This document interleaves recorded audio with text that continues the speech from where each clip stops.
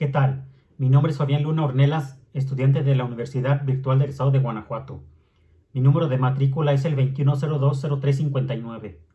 Hoy domingo 15 de septiembre del 2024 les voy a presentar el reto número 5 llamado Criterios del Sistema Interamericano de Protección de los Derechos Humanos, del módulo Procedimiento ante la Comisión Interamericana de Derechos Humanos, de la licenciatura en Derecho, módulo impartido por el maestro José Luis Gaona Esparza.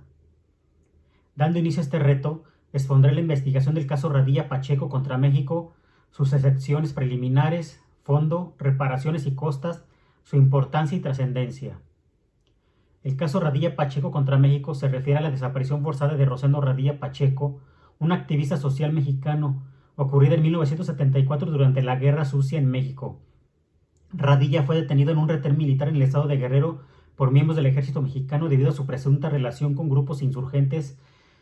Desde su detención, su paradero ha sido desconocido y sus familiares han emprendido diversas acciones legales en busca de justicia y de conocer la verdad sobre lo sucedido. La desaparición de Rosendo Radilla ocurrió en un contexto de represión por parte del gobierno mexicano contra movimientos sociales y políticos de izquierda. Durante esta época, el ejército fue responsable de numerosas violaciones a los derechos humanos, incluyendo desapariciones forzadas, tortura y ejecuciones extrajudiciales. Pese a las múltiples denuncias y procesos judiciales en instancias nacionales, el caso Radilla permaneció sin resolución durante décadas. El caso fue presentado ante la Comisión Interamericana de Derechos Humanos en 2001, debido a la ineficacia de las instancias judiciales mexicanas para ofrecer una solución adecuada. La Comisión Interamericana de Derechos Humanos admitió el caso y, tras estudiar los hechos, concluyó que el Estado mexicano era responsable por la desaparición forzada de Rosendo Radilla, además de no haber investigado adecuadamente el caso ni sancionado a los responsables. Después de realizar diversas recomendaciones al Estado mexicano que no fueron plenamente cumplidas, la Comisión Interamericana de Derechos Humanos remitió el caso a la Corte Interamericana de los Derechos Humanos en 2008, señalando violaciones a derechos consagrados a la Convención Americana sobre los Derechos Humanos.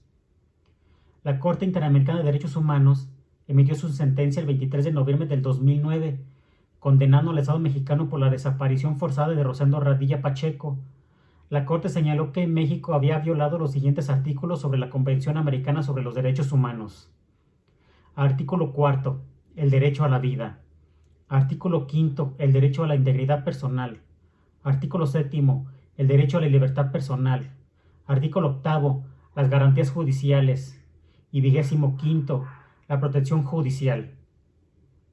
Entre los razonamientos clave de la Corte destacan: la desaparición forzada fue considerada una violación grave a los derechos humanos y México fue encontrado responsable por no haber investigado y sancionado adecuadamente a los responsables. La Corte también destacó que la jurisdicción militar utilizada en México para investigar violaciones de derechos humanos cometidas por militares no era compatible con los estándares internacionales. Esto fue especialmente importante porque abrió puertas a reformas significativas en el marco jurídico mexicano para limitar la jurisdicción militar en casos de violaciones a derechos humanos. La sentencia subrayó la importancia de las medidas de reparación, no solo para la familia de Radilla, sino también en términos de medidas simbólicas y estructurales, como la obligación del Estado de continuar investigando la desaparición y de llevar a cabo reformas legales que aseguren la no repetición de hechos similares.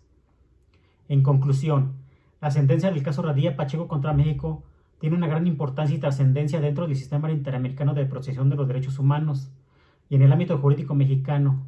En primer lugar, visibilizó las graves violaciones cometidas durante la Guerra Sucia y puso en evidencia la impunidad que ha prevalecido en México en relación con las desapariciones forzadas. Además, la decisión de la Corte fue crucial para impulsar reformas en el país, particularmente en la restricción del fuero militar, ya que estableció que los crímenes cometidos por militares contra civiles deben ser investigados y juzgados por tribunales civiles y no por tribunales castrenses.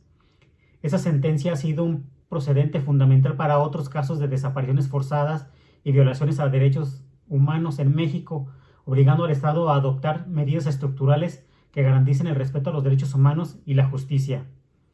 Por su atención, gracias.